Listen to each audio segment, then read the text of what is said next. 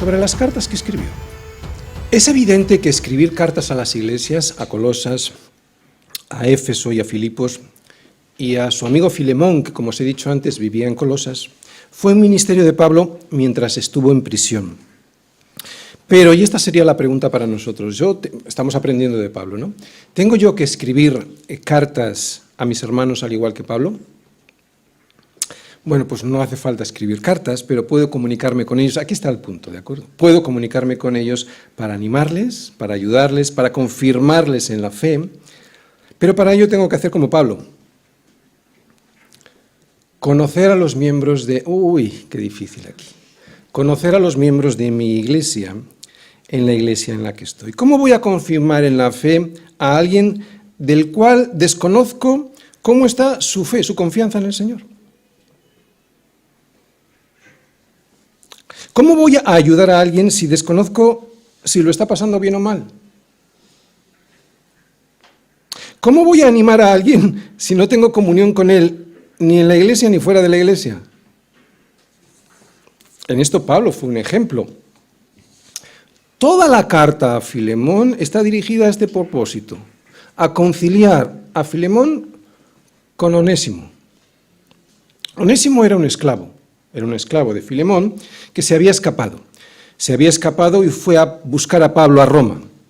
Se supone que le buscaba porque sabía quién era Pablo, era el amigo de su amo Filemón, y aunque no sabemos a qué fue a Roma, pues muy probablemente fue a pedir ayuda después de haberse fugado.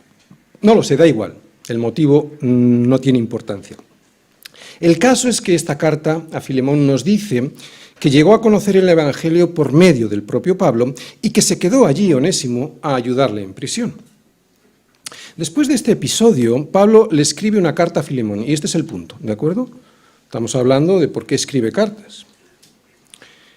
Primero le escribe para pedirle que perdone a Onésimo por haberse escapado. Segundo, para que le reciba en casa, ahora que va a volver, como un hermano en la fe. Y tercero, para que, a ser posible, se lo devuelva a prisión porque le ha sido de gran ayuda hasta ese momento. Así pues, en esta carta lo que vemos es que Pablo trata de reconciliar a Filemón con Onésimo. Esta es la misión de Pablo, ¿de acuerdo? Esta es nuestra misión. Así que puedo escribir, sí, y llamar por teléfono y enviar un SMS o un WhatsApp. La forma da igual, pero claro, tengo que conocer a mis hermanos. Estoy llamado al ministerio de la reconciliación, que significa predicar a los incrédulos. Pero también estoy llamado al ministerio de la reconciliación entre mis hermanos. A lo que no estoy llamado es a hacer muchas cosas que Pablo hizo en sus cartas. Y aquí mucha gente se confunde.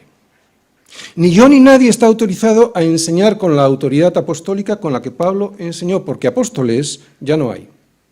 Ni a revelar verdades nuevas que no vengan expuestas ya en las Escrituras. La verdad revelada se terminó con la muerte de Juan, el último de los apóstoles. Muchas de las aberraciones doctrinales que vemos por ahí se deben al error de asumir un rol que solo le fue dado, y además por Jesucristo mismo, a 12 personas en el pasado. Termino. Al principio la Iglesia, aun y con todos sus defectos, era una comunidad de hombres y de mujeres que centraban sus vidas en Cristo, el Cristo vivo y que vive en el corazón de los suyos. Al principio la Iglesia, aun y con todos sus errores y defectos, tenía una relación vital y personal con el Señor que les daba la seguridad en sus vidas y les hacía ser humildes porque sabían que Él era el Señor y ellos eran unos esclavos, unos siervos.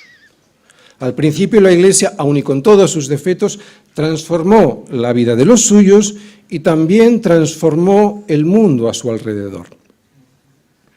Todo esto lo hizo la Iglesia al principio gracias a ministerios como los que de Pablo hemos visto en esta introducción. La predicación de la palabra, la oración, el sufrimiento que produce frutos, el sufrimiento evidentemente por causa de Cristo, y la comunicación, la comunión unos con otros. Me niego a pensar que hoy la Iglesia no disponga de la ayuda del Espíritu Santo para ser y hacer lo mismo que fue e hizo ayer.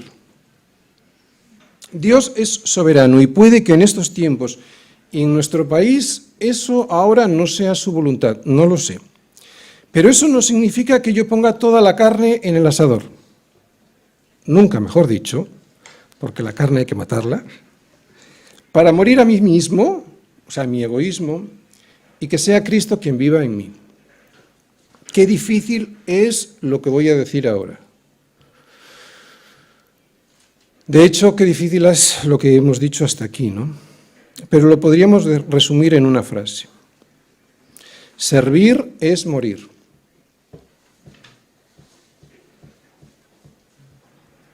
Servir es morir. De hecho, Jesús nos enseñó que amar es morir. Servir y amar es lo mismo. Jesús nos enseñó que amar es morir. Y el que no haya entendido esto todavía, en el servicio o en el amor, le queda un largo camino de sufrimiento hasta llegar al entendimiento de que lo que Cristo hizo por nosotros muriendo, eso es lo primero que nosotros debemos aprender de Él. La teología, siendo importante, sin esto no vale para nada.